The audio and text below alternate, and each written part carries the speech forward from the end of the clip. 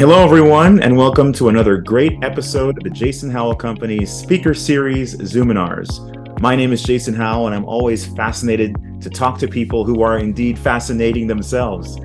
This is going to be a great opportunity to have conversations with someone who is an author, who is a speaker. Our guest today is Lawrence MacDonald, author of Am I Too Old to Save the Planet, which I have here, and I've got some pictures within here as well. Looking forward to having him speak about a number of issues, a number of serious issues that we're all facing. But before we do all of that, let's just meet Lawrence by saying, hello, Lawrence. How has your day been so far? Thanks for having me on the show. And in addition to being my financial planner, you've been a mentor and a guide to me because, as some of our listeners and watchers might know, you are also a published author who's written a book with the wonderful title, The Joy of Financial Planning. Thanks. And so early on in my writing of this, we met and you gave me some great tips, one of which was to just keep writing. So that was very, very valuable. I'm actually on cloud nine today. I had a big book launch at Busboys and Poets yesterday. We had about 40, 50 people. Wow. Sold a bunch of books. We had co-sponsors from 5 different climate advocacy organizations that sort of span a wide spectrum of approaches. They all believe that it's urgent. They all believe in doing things to address it, but they use different kinds of approaches. And so it was a lot of fun. Well, I'm so glad to be on your win streak list here. This is fantastic. 40 people at a book signing is just not common for non-celebrity authors, and so we're going to have to maybe start putting you in that celebrity author category. Well done, Lawrence. Well done indeed. Well, thank you for having me. You bet. We've got a group of folks that are here, and if others come in, I'm used to teaching and being able to multitask. When I hear a ding, I'll let them in. So what I'll do now is just start to share the screen here and let people know that they've come to the right place.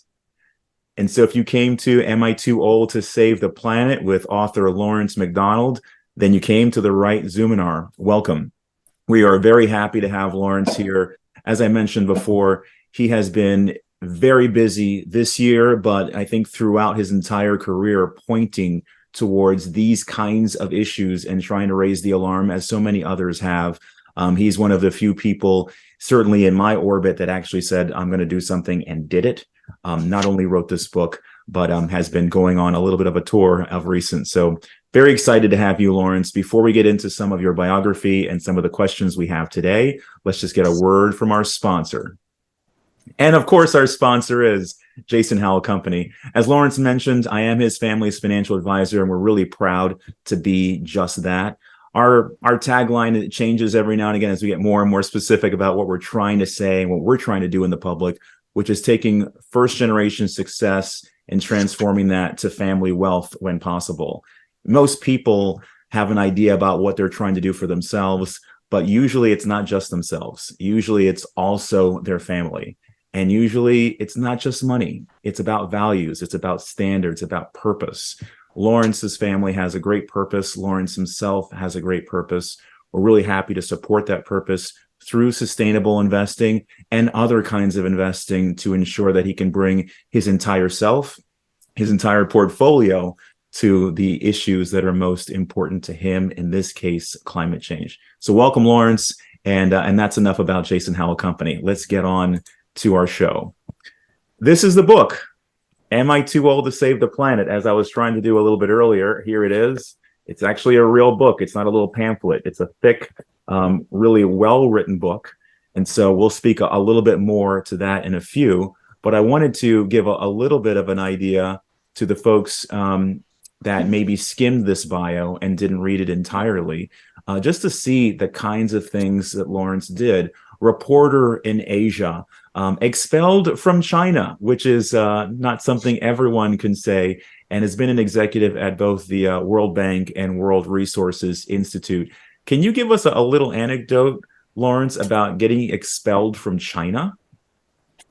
I was working in China for Agence France-Presse, the French news agency, during a period when the students were advocating for democracy. And a lot of people remember the Tiananmen massacre, But that didn't come from nowhere. The student democracy movement had been going on for several years. And so a couple of years before that, the students marched in the middle of the night, in the dead of winter, from Peking University to Tiananmen Square. And I was one of a handful of reporters who covered that. And I think that the authorities rightly understood that there was an information sharing network between the students who would very bravely protest to demand democracy and Western reporters like me who were interested in reporting on what they did. And we would report. There was no internet then, but the Voice of America and the BBC would pick up our accounts and broadcast them back into China. And the students had shortwave radios. They were allowed to have shortwave radios to learn English. And I'm told that in the dormitories, they would sit around and listen to these Western broadcasts. And so it was a way that they could share information really across the country. If students at Peking University did something, put up a poster that said, burn the paper, we're going to burn the People's Daily on Monday, because the People's Daily had criticized the student democracy movement. Wow. Students all across the country knew that that was happening. The authorities needed to stop that, and expelling a reporter and sadly arresting and imprisoning a student source of mine was what they did. I hasten to add that that student was eventually released, and he managed on his own to come to this country, and I then participated in his asylum hearing, testified there. He won, and this is a long story, but I'll come quickly. The judge, there was just like me, the lawyer for the government, Jason, the student, and his lawyer. There were like 5 people there, but this young judge gave a long speech about political asylum and the freedom of speech, and said that that was the political asylum was written exactly for people like Jason, and that his appeal, he'd been denied asylum, his appeal was approved, and that he would be granted asylum in the United States. So that had a good outcome. Amazing Too long story. I apologize. But it's a great story, and you summarize what must have been a very long period of time and a very lot of stress, which isn't a very good sentence. But love that there's a Jason in the story. We always love that. I didn't think about the connection. Tell us about briefly that transition from being this reporter, I'm not sure how to characterize it, to being an executive at the World Bank. Well, Jason, I see my working life as sort of being in 3 stages. The first was reporting. I think as a foreign correspondent, I worked in half a dozen countries in Asia, and that was to describe what was going on in the world. And I had the privilege of writing about places for people in other parts of the world to read. So when I was writing about Korea, I wasn't writing for Koreans. I was writing for Americans and Europeans, the same when I was in the Philippines. So that gave me a kind of global perspective, but it was description of what was happening.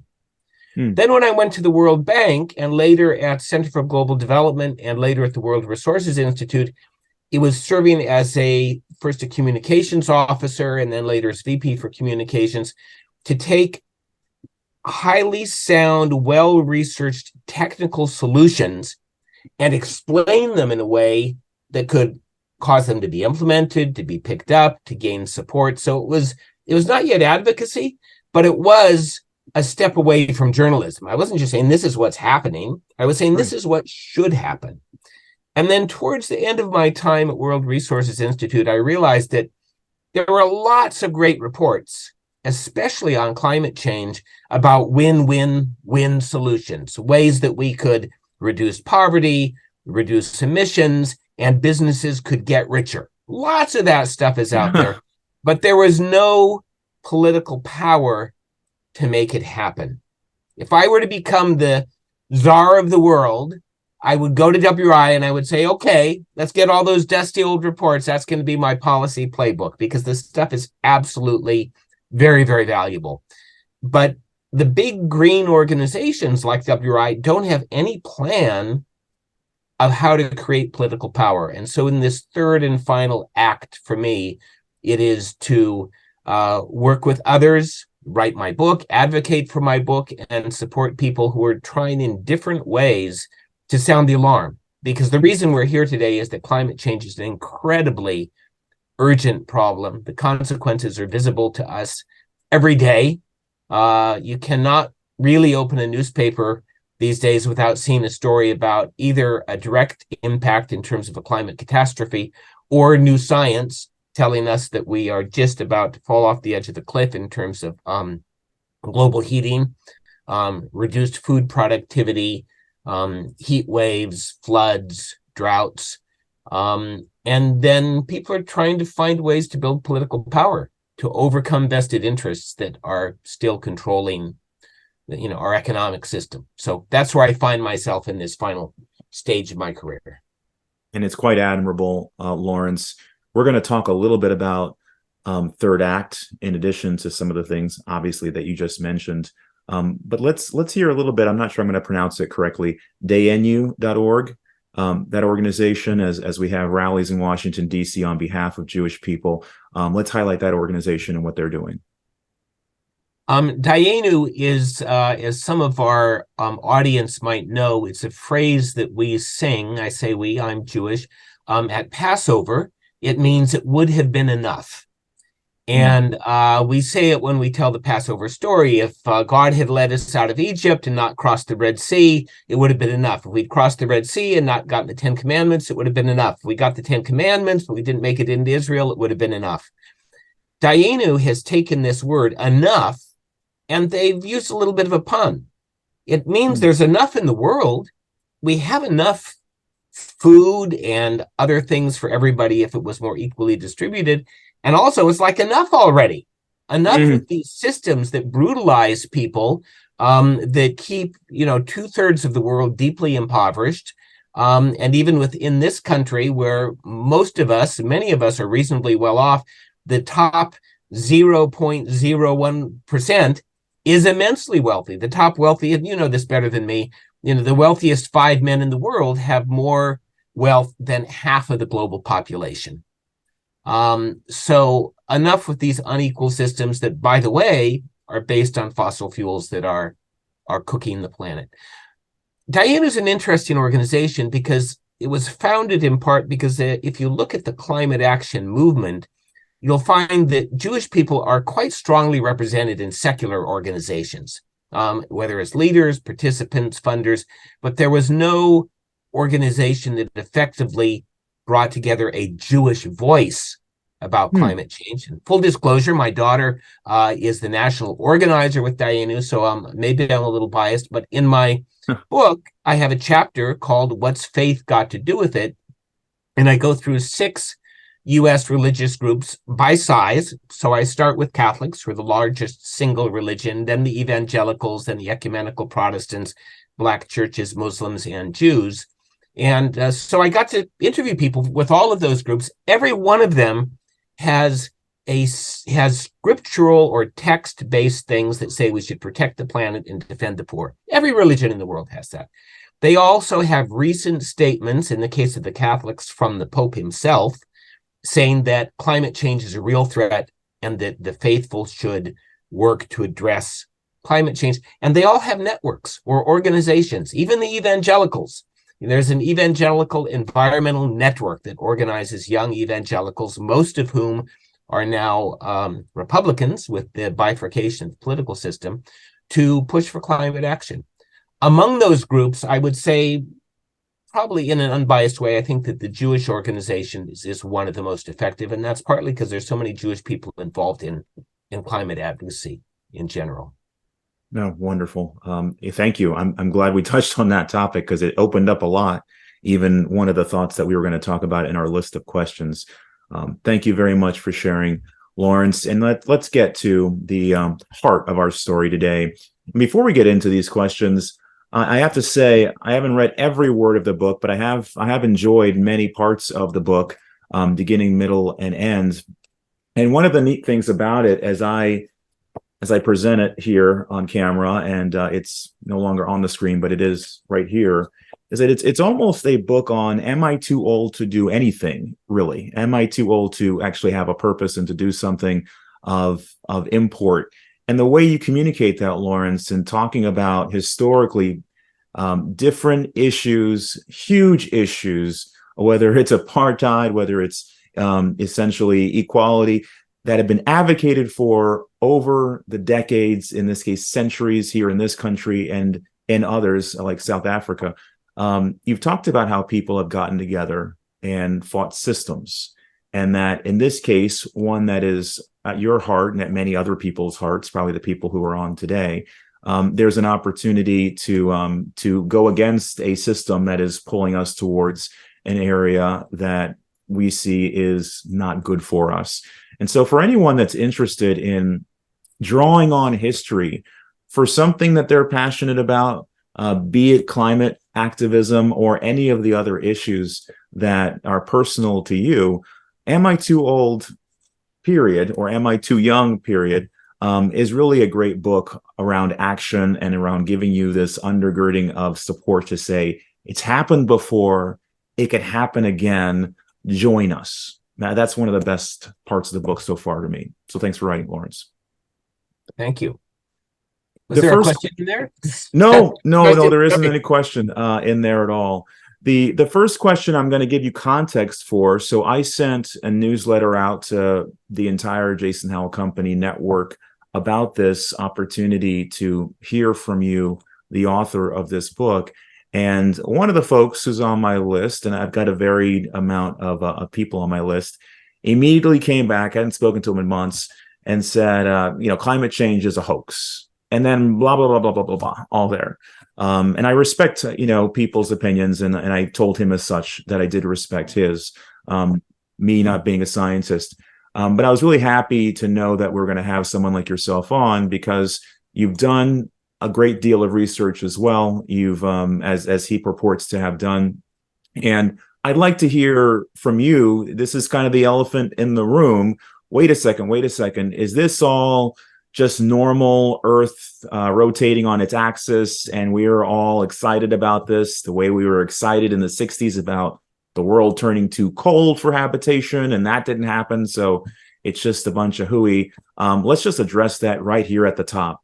Why isn't climate change a hoax?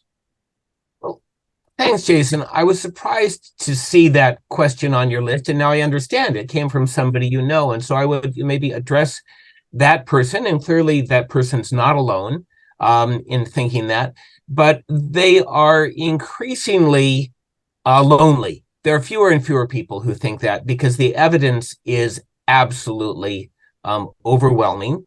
The scientific body that assembles this evidence periodically is called the Intergovernmental Panel for IPCC for Climate Change.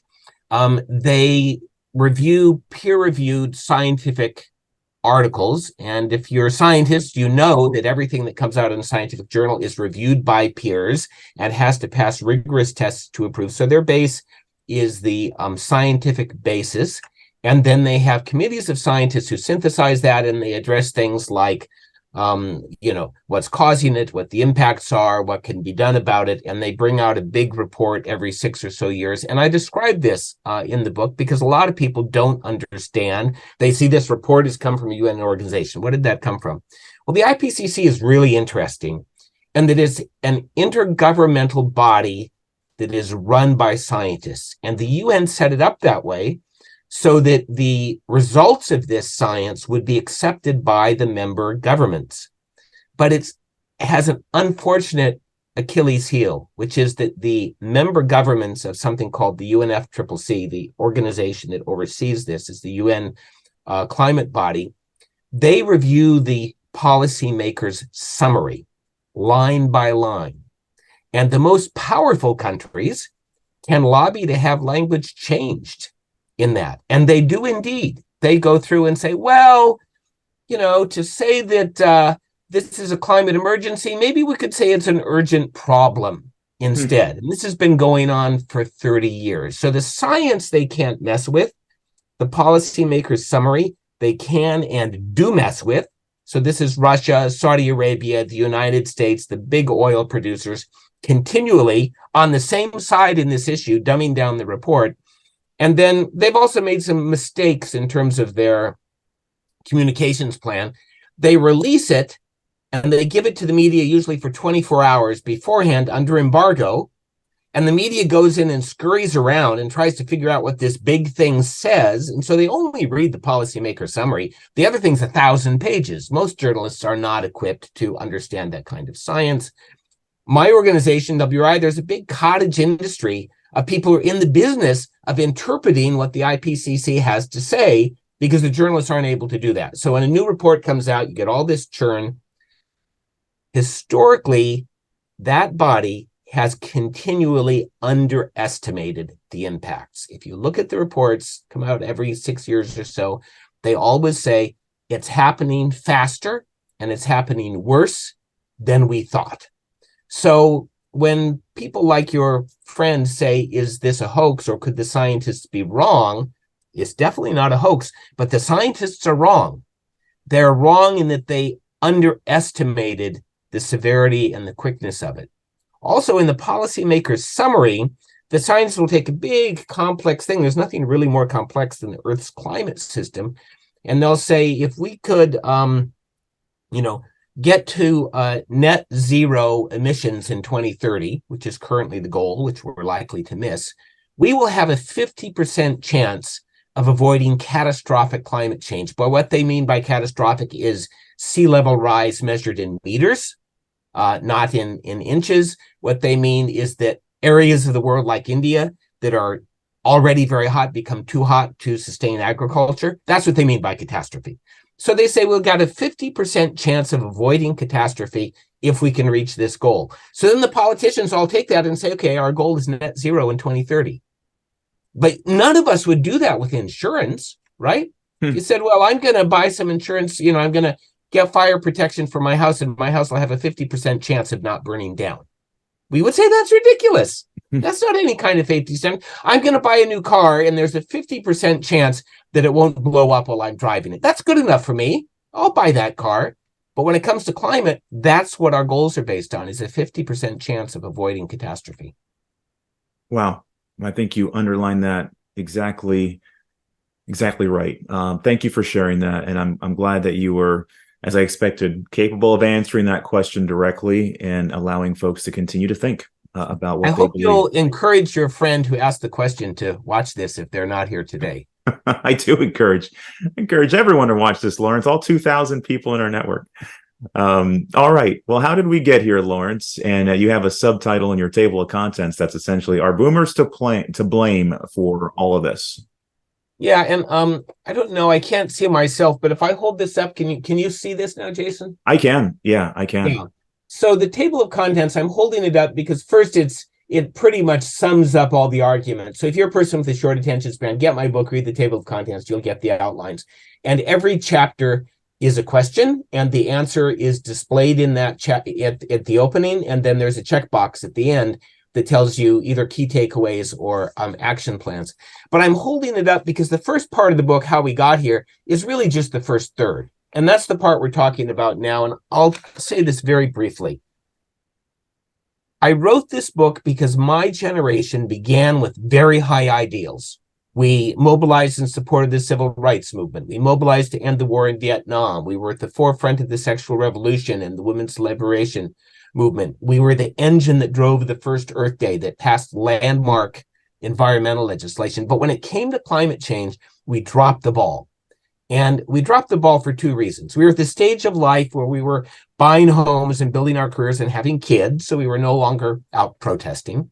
And the fossil fuel companies lied to us massively. And your friend who says, isn't this a hoax? They're thinking about stuff they read 20 and 30 years ago.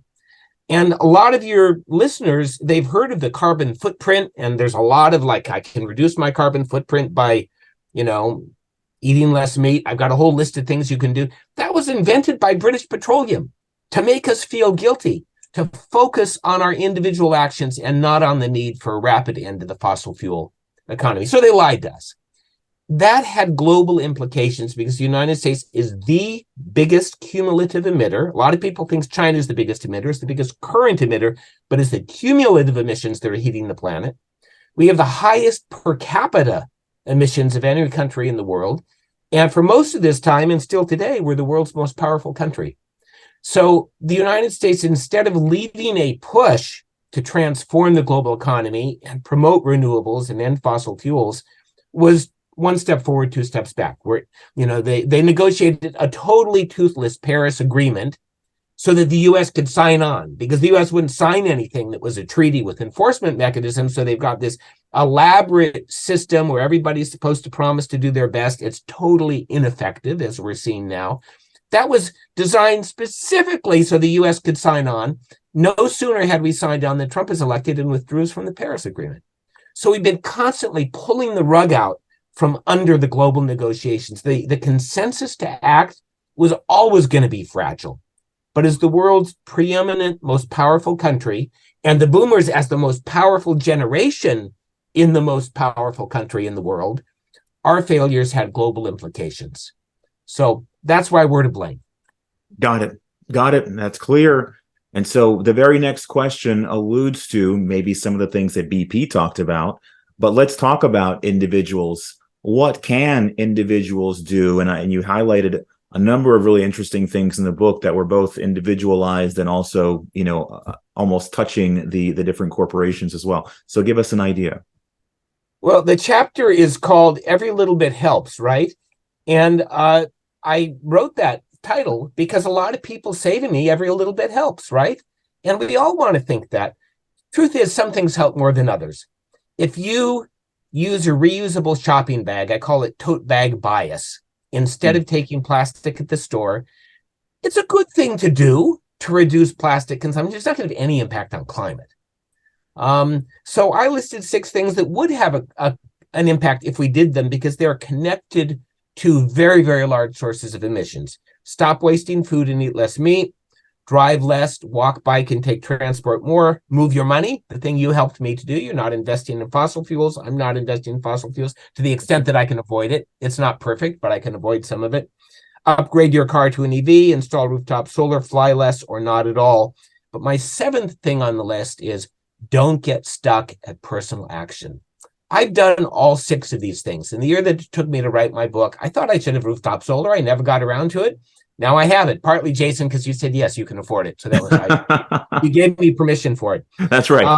So those are good things to do. And if you do them, other people will follow suit. I was giving a book talk the other day, and a friend of mine was there at the talk, and he said, it really does spread. I'd always been thinking about solar. And then when Lawrence did it, put it on Facebook that he got solar, I went out and did it. So we can influence other people. I love my electric vehicle. People always want to ask me about it. They see I'm driving it. It seems to, work great. Then they'll buy an EV. And these are connected to major sources of emission. So they're good things to do, but don't get stuck there. Don't be like the woman I met at my synagogue, a progressive person who understands climate change, and as we're leaving the synagogue in the parking lot, she says, really sorry, I can't be a climate advocate because I'm still driving a gasoline car. It's like, no, that's exactly what the oil companies want you to think, is you can't be an advocate for change because you're still driving a gasoline car. So if you had to choose between doing all 6 things on my checklist and doing nothing else in terms of working with others, or skipping all 6 of them, eat a lot of meat, fly, drive your car, but become a really fiery advocate and organize other people to act, I would take the second choice, because we need rapid system change, and that only comes when we work together. And that's different from, as you mentioned, what's been promulgated probably the 70s, 80s, around, different commercials that we'd see about, hey, don't litter, don't do these things. But it was all a responsibility on the consumer and essentially no responsibility on the producers. That's exactly right. I mean, something like taking public transport more, the fossil fuel interests, the car makers, the people who build the highways, they've all got full-time lobbyists. All of those people lobby against public transport. So in much of the country, you've got no choice. There is no public transport. Our trains are an embarrassment. There's some of the worst trains, I would say, not only in the rich world, but in the developing world. I mean, there are, Africa and India have bad trains, but China's got superb trains. Europe has great trains. Our trains are terrible. Why is that? We're the richest country in the world. Why don't we have a decent train system?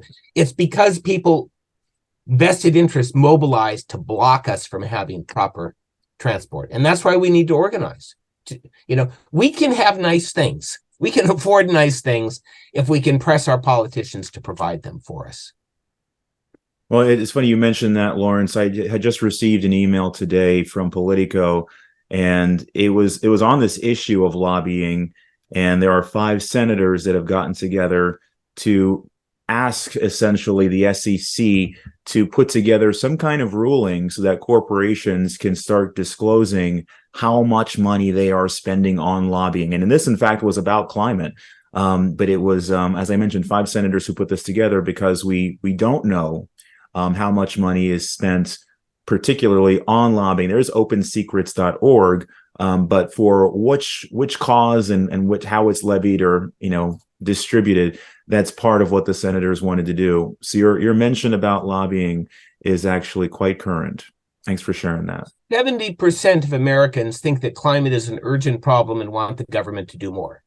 You wouldn't know that from what goes on in Capitol Hill, and that has to do with gerrymandering, with the overrepresentation of rural states. Most red states all have 2 senators, even when they have fewer people than Washington, D.C. In them. So there are a lot of imbalances in the system. But then on top of that, you add all this dark and dirty money, and it makes it very, very difficult to have public policy that we need. And it's not true just with climate. It's true with guns. It's true with pharmaceuticals. It's true with a whole range of things. Yeah, it's a great point. Well, that's all dark. Let's speak about something regarding the light, which is our faith. Why is faith-based advocacy so important? And by the way, who is Winona LaDuke? I like to read, and I open that chapter with something, if I can find it real quick.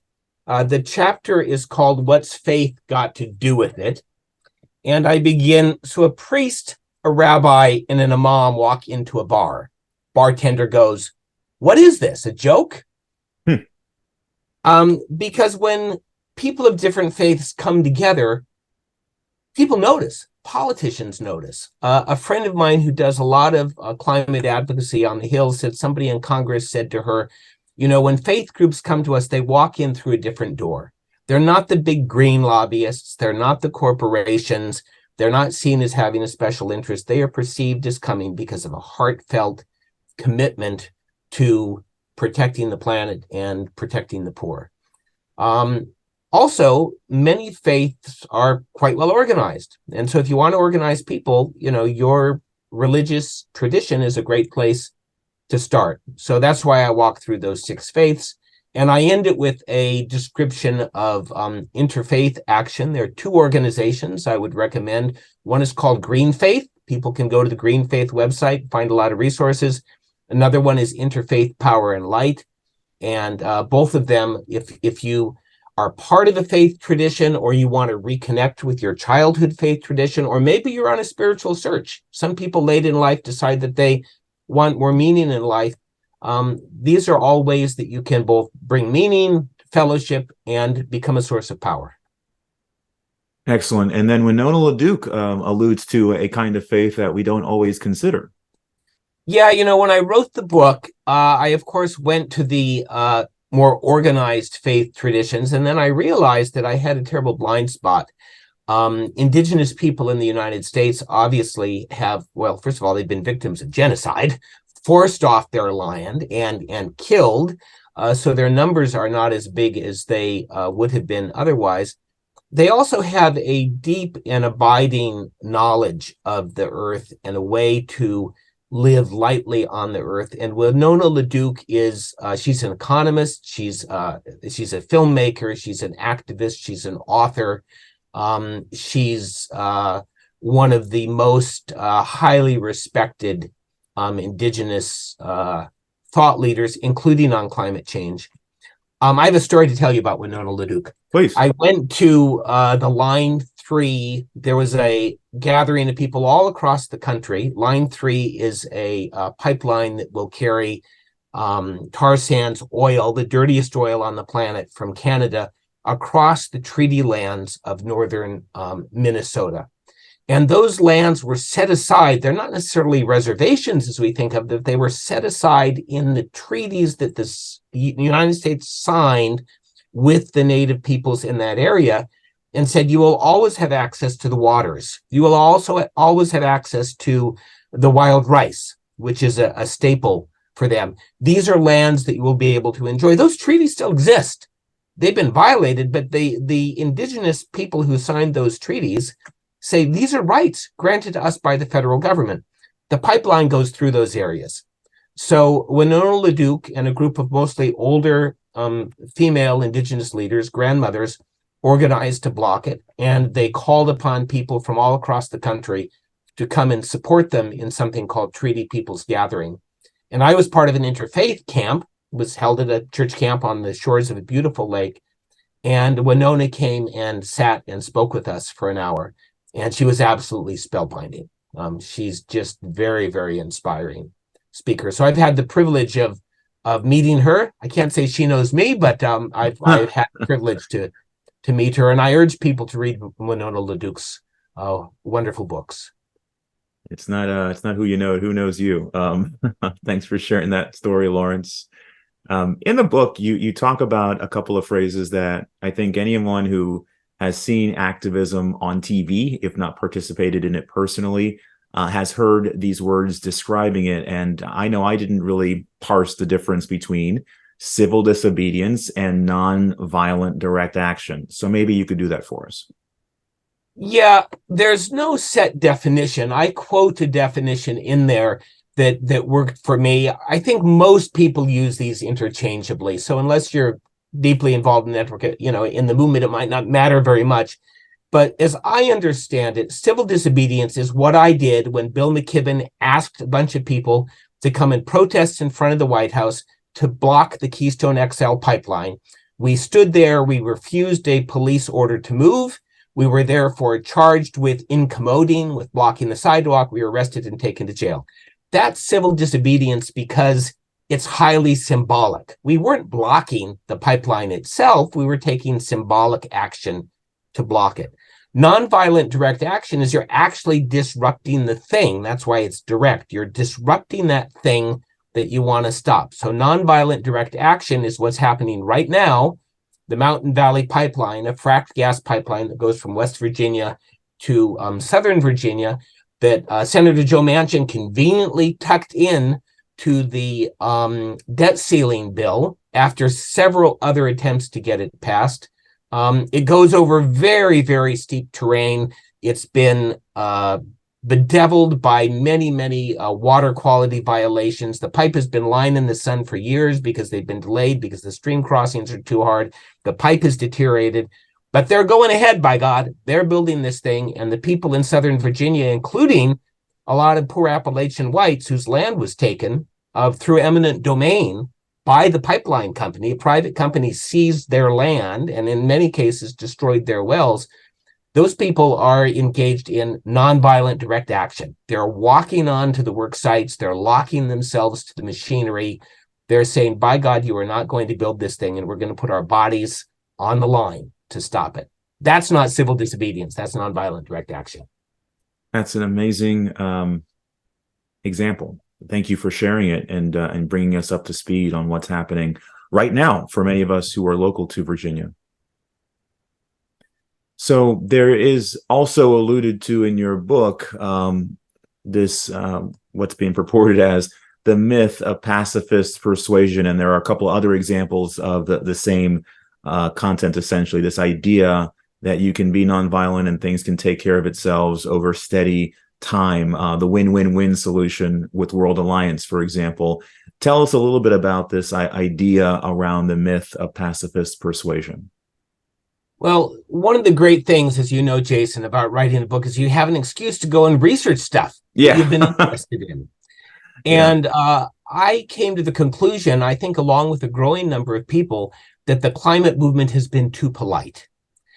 I believe in nonviolent direct action and civil disobedience. I don't think we can achieve good things through violence. But when you look at the historical record, the big movements that challenged property rights, they all had radical flanks.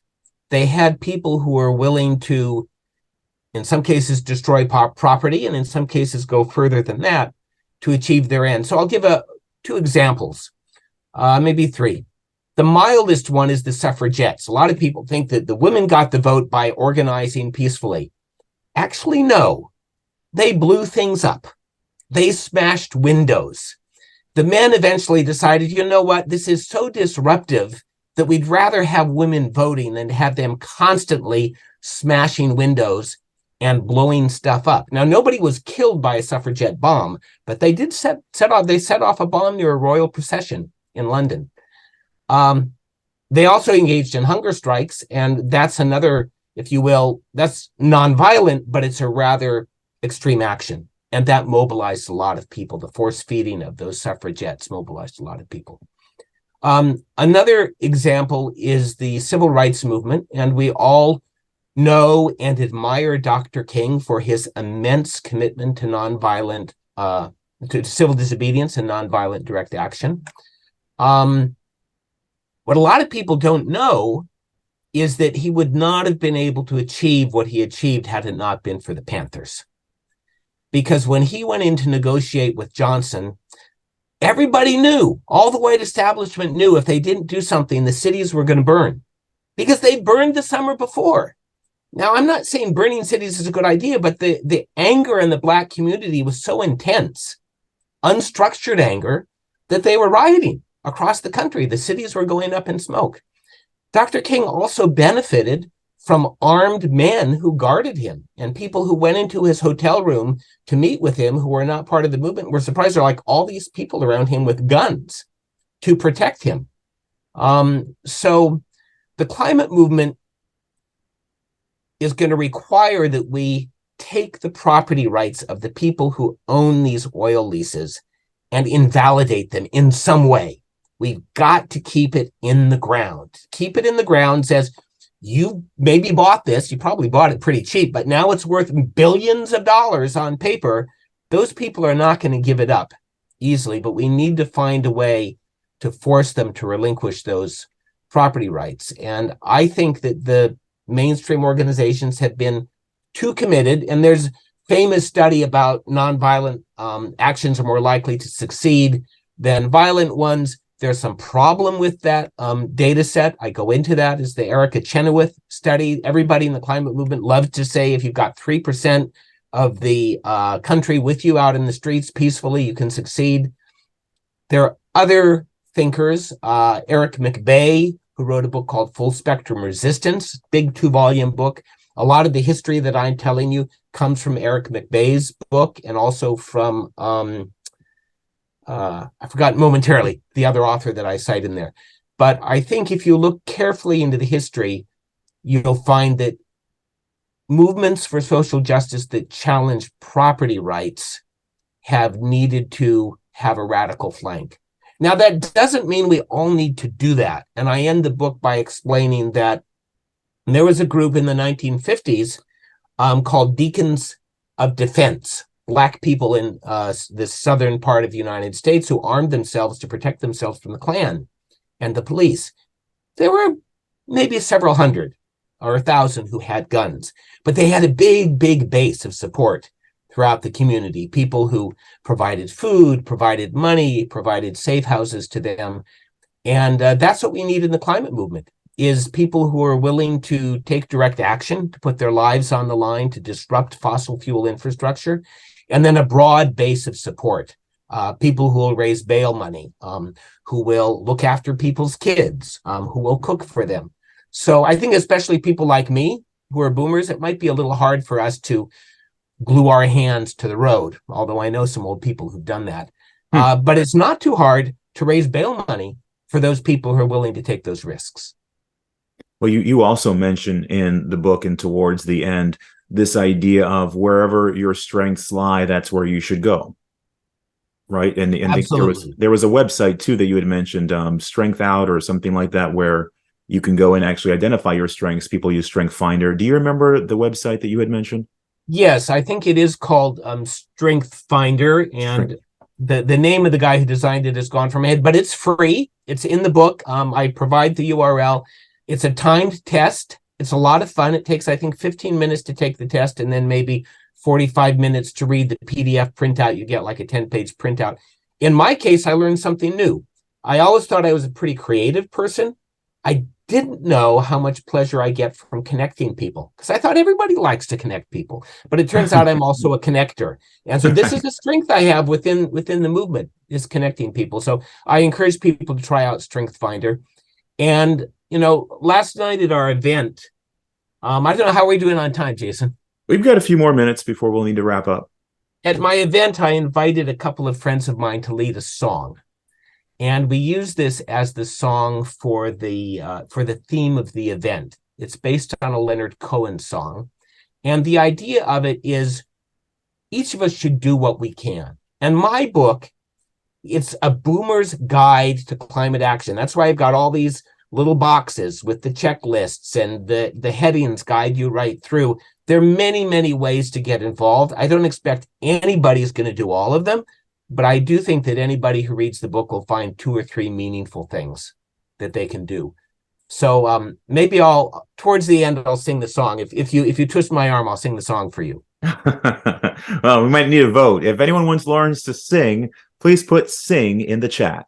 And then I'm not watching the chat, so I'm going to have to take your word on that. That's right. I can find the chat. So if we get more than 3 sings, you're on. I think we only have 3 viewers, Jason. So no, we've got more than that. Well, and what you just said is in keeping with the Jewish teaching that also came from your book right at the end. You are not obligated to complete the work, but neither are you free to desist from it. What does that mean to you, Lawrence? We're up against a terrible challenge. We've really waited until it's too late. The very gentle climate that my generation knew as in our childhood and our youth is gone. But we can still make a difference because every 1/10 of a degree matters. And the rate of change matters. Even if we ultimately go to 2 or 3, or God forbid, 4 degrees centigrade, which doesn't sound like very much, but believe me, at 4 degrees centigrade, we've got 10 meters of sea level rise, and the only people who are still alive are rich people who are living at the poles. I mean, that's the kind of world that we're looking at. The rate that we approach that world makes a big difference because it gives people and other animals time to adapt, time to figure out solutions. And if we land at 2.5 degrees instead of 4, by God, 4 meters of sea level rise is much better than 10. So there's a lot to fight for. So when I quote that famous Jewish teaching, you're not obliged to finish the work, but neither can you desist from it. We're not going to finish this work in our lifetime, none of us, but we all have an obligation to do what we can do. You've been a part of Third Act for a while, and I did say that we would come back to it. Tell us a little bit about this organization that you support and participate in, and I think you've connected with a number of people there too. Yeah, Third Act was founded by a hero of mine, Bill McKibben. If there's anybody on this call who doesn't read Bill's writing, I urge you to go to Substack and subscribe. He published the first book, popular book on climate change. He founded Third Act because he believed that older Americans had both power and the obligation to act. He wrote an essay 10-15 years ago that really inspired me called Last Best Chance for Boomers, in which he said, it would be entirely appropriate if those of us who had benefited from fossil fuel prosperity were the ones to lie down on the railroad tracks. And so he's founded Third Act. It now has about 70,000 people involved to varying degrees around the country. As people get involved, they're invited to create geographic or professionally based working groups. So I'm the co-leader of the working group for Virginia. There are groups being set up in DC and Maryland by friends of mine. Friend of mine's helping to organize the one in Vermont, McKibben's home state. They also have professional groups, educators, lawyers, creatives. So anybody who's of a certain age, I think Bill doesn't box it into boomers who are 1946 to 63. He says anybody who's 60 or older is welcome to join. And I would urge people to go and just sign up on the website, start getting their newsletters, take a look at it. You'll find a way that you can get involved. Thank you for sharing that, Lawrence. And thank you for being here for this talk. I'm going to stop the share and we'll go on to our big faces back again. You can see Lawrence in his full glory as soon as he starts speaking, since this is speaker guided. Third act was a good parting piece of the conversation to share with us. And you had mentioned earlier things that we could do as individuals to take action. As you said, you are a climate activist. Action is a big part of why you wrote the book. Action is a big part of why you're speaking, because we need action for this particular issue. And I should mention, the book is well regarded. I was really heartened to read that the Financial Times called this, I'm going to read this, one of 5 noteworthy, of course, the Financial Times would use a word like noteworthy, one of 5 noteworthy new books on climate and the environment. That is fantastic. That little pink paper that I don't get to see too much anymore, but they would remark that way. Congratulations on that kind of notice by such an esteemed paper.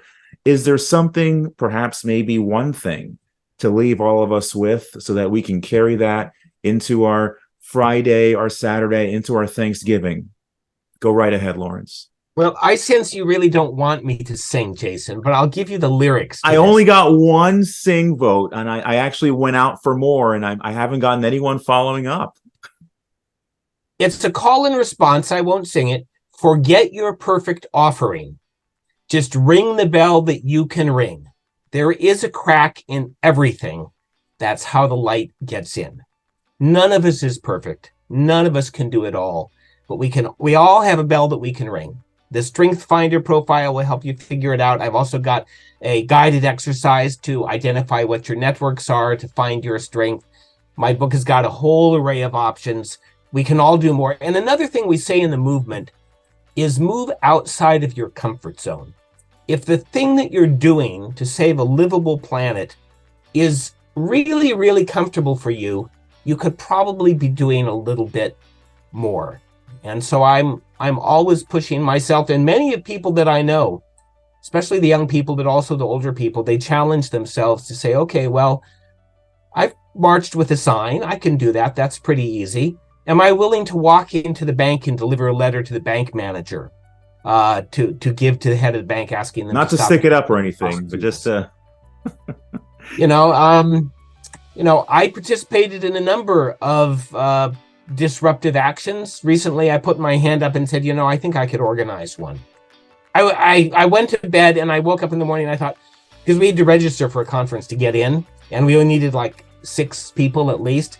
And I thought, oh man, I really hope not enough people registered before the deadline, because then I won't have to do this thing. I was really, really nervous.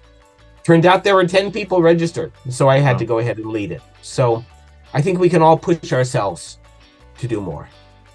Lawrence MacDonald, climate activist, author of Am I Too Old to Save the Planet? A Boomer's Guide to Climate Action. And as I stated at the beginning, a guide essentially to living your purpose, either early in life or later in life. Thank you for being with us, Lawrence. I look forward to seeing you, I think, in a few days, where we have a financial advisor meeting with you and your wife. So glad that you can be a part of this today. Thank you so much, Jason. I suspect many people on the call might already be within your orbit, or maybe even be clients. But for me, it was liberating to not have to worry about money. And it's not like I've got piles and piles of it. But Jason, you and Doug said, you know what? You can go write your book. You don't have to work in That's right. You're gonna, you'll be able to pay the rent or pay the mortgage in my case. And buy solar panels. And put solar panels and buy that EV you wanted and replace your windows. Get, my drafty old house. So I appreciate that. And I really appreciate you having me on the show. It's just a real delight for me. You're welcome, Lawrence. See you again soon. And happy Thanksgiving to everyone. With that, we yield the balance of your time. Bye for now. Thanks so much.